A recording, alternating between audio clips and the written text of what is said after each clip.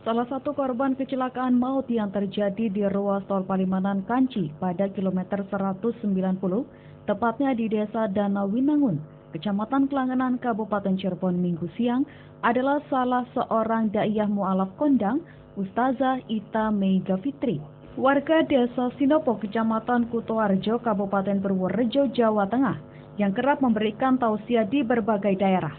Korban tewas lainnya, yakni Anton yang merupakan suaminya dan anaknya yang berumur 4 tahun. Insiden itu meninggalkan duka mendalam bagi keluarga korban. Kerabat korban mengatakan, korban sempat mengabarkan bahwa akan pergi, namun tujuan kepergiannya itu tidak jelas. Sudah menjadi kebiasaan ustazah, jika berangkat pagi pasti akan memberikan tausiah ke luar kota. Sementara, informasi dari pihak kepolisian bahwa Ustazah Ita semula hendak bertausiah ke Jakarta. Mobil sebelumnya akan dikemudikan oleh supirnya, namun Anton, suami Ita, memaksakan untuk mengemudikan mobil tersebut. Diduga korban mengendarai dalam kondisi mengantuk. Tapi hari itu juga mungkin saya kurang tanggap ya, dalam arti apakah emang mau perginya kemana, karena itu mungkin dirasat juga ya, pagi-pagi, jadi telepon jam 7 malam ya, jam 7 malam, cuma dari Pak Baik, oh enggak kok, sudah ada yang ngatur, ya sudah. Kebetulan Ibu Ita ini adalah merupakan salah satu juga korban, termasuk anaknya atas nama Alfian umur 4 tahun. Yang Bu Ita ini sebenarnya akan melakukan kegiatan pengajian di Jakarta sehingga mengindah waktu. Memang informasi awal bahwa Bu Ita ini itu akan berangkat dengan sopirnya. Namun pada saat mau berangkat sopirnya tidak ada, sehingga memaksakan suaminya, Saudara Anton, itu untuk berangkat ke Jakarta. Saudara Anton ini, informasi juga yang kami terima bahwa tadi malam itu baru kurang fit badannya dan meminta untuk di-cancel dulu acaranya. Sementara korban selamat, Cinta, anak ustazah, yang berusia 9 tahun beserta 2 asistennya, yakni Siti Mujiah dan Neti. Ketiga korban selamat hingga kini masih menjalani perawatan medis di Rumah Sakit Mitra Plumbon. Sudedi Rasmadi, RCTV, Cirebon.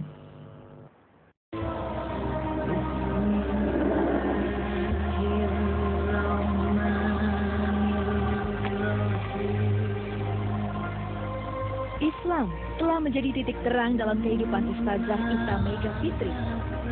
Ia menjadi seorang mu'alaf setelah mempelajari Al-Quran seutuhnya. Proses keislaman yang ia alami menjadi fase terbesar dalam sejarah kehidupannya. Iya, sebelum berucap syahadat, Ustazah Ita adalah seorang aktivis di keagamaan lain yang sangat meragukan dan mempertanyakan arti kebenaran ajaran Islam. Awalnya karena kebencian saya kepada orang Islam, yang bagi saya orang Islam itu munafik, orang Islam itu sok suci gitu. Sehingga aku punya keinginan bahwa aku harus tahu nih apa pedomannya orang Islam, Al-Quran. Aku ingin mencari kesalahannya Al-Quran apa nih, ingin tak tunjukkan ke teman-temanku yang Muslim bahwa ini Quranmu tuh salah. Selama 2 tahun, Ustazah Ita mempelajari secara dalam akan seluk-beluk agama Islam. Ayat demi ayat dalam kitab suci Al-Quran ia selami secara terperinci. Namun, siapa menyangka, niat menemukan kecacatan ataupun kesalahan dalam kitabullah Al-Quran justru berubah pada pemahaman kebenaran. Hingga hidayah pun menghampiri dirinya pada 2008. Ketika wanita bernama asli I. Vincent berucap 2 kalimat syahadat di Masjid Agung Istiqlal, Jakarta. Keputusannya menjadi mu'alaf masih menjadi rahasia besar di dalam kehidupan rumah tangganya. Akhirnya suamiku tahu bahwa ternyata kenapa setiap ada masjid teriak-teriak, aku selalu masuk kamar. Akhirnya dia ngintip. Begitu ngintip, dia tahu bahwa aku sholat. Saat itu juga dia marah.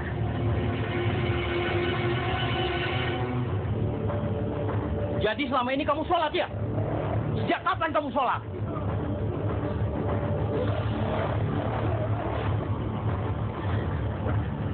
Menjadi satu-satunya muslim di lingkungan keluarga bukanlah sebuah perkara mudah.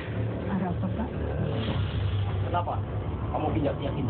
Karena saya sudah yakin dengan agama yang saya pilih, Pak, sekarang. Tapi saya tidak suka kamu berpakaian seperti ini. Kenapa, Pak? Ini udah pilihan saya, Pak. Kalau kamu masih berpakaian seperti ini, juga kita bercerai. Cobaan demi cobaan menghantam dirinya. Bahkan, bahtera rumah tangga yang telah diarungi selama 10 tahun harus karam. Ia bercerai dengan membawa 3 orang putri tercintanya. Namun, cobaan tak berhenti sampai di situ.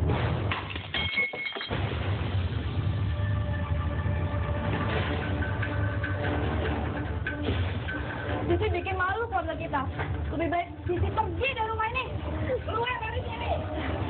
Pertentangan kini hadir dari orang tua dan kelima adiknya. Sang mu'alaf mendapat perlawanan keras hingga diusir karena telah mempermalukan harga diri keluarganya. Dan Masya Allah, Ustazah Ita mampu menghadapinya dengan iman dan ikhlas.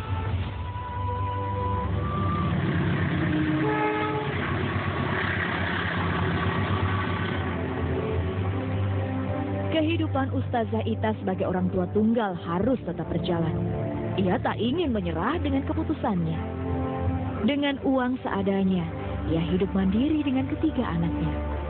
Ustazah Ita yakin kehidupan yang ia pilih saat ini benar untuk menuju surga.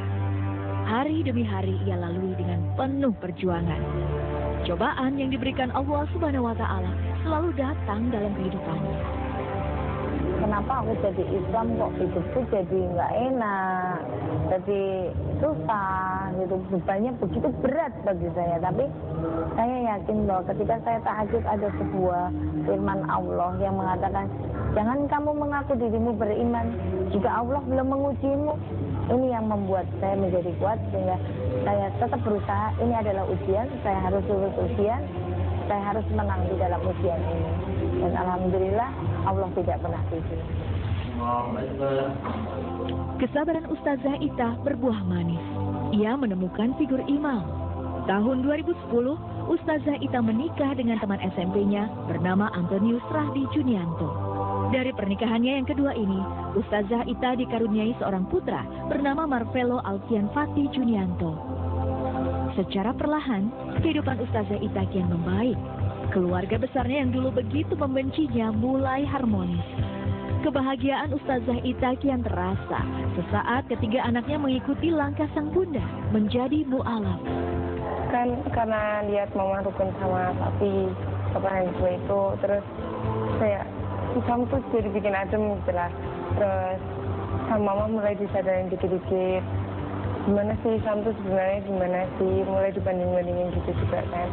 Terus akhirnya tanpa dipaksa pun aku dikasih Al-Quran yang terjemahan, akhirnya saya bisa menilai sendiri mana yang baik mana. Kalimat tauhid, la ilaha illallah, dicekel MC kok neng acara. Ita Meika Fitri semakin dekat dengan agama. Ilmu agama yang ia miliki kerap ia tebarkan dalam kajian-kajian dakwahnya. Gaya ceramahnya yang khas menarik perhatian banyak jamaah. Hebatnya, dalam setiap ceramah yang ia bawakan, dirinya selalu mendakwahkan tentang arti kebenaran dan keindahan Islam. Inilah saatnya saya menembus dosa-dosa saya harus berdakwah kemana-mana untuk mengatakan hak yang hak dan batil itu yang batil. Tak hanya berdakwah, ia pun membentuk sebuah komunitas mu'alaf sebagai media silaturahmi sesama mu'alaf. Saya pengaruhnya sangat besar sekali ya, tadinya yang tidak tahu setelah kenal kita, saya yakin sekali bahwa agama yang baik dan benar itu Islam.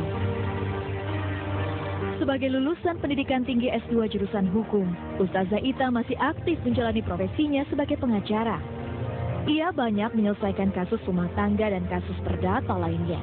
Ia tak ingin berhenti menjadi seorang pengacara, karena ingin membela umat muslim dalam hal keadilan.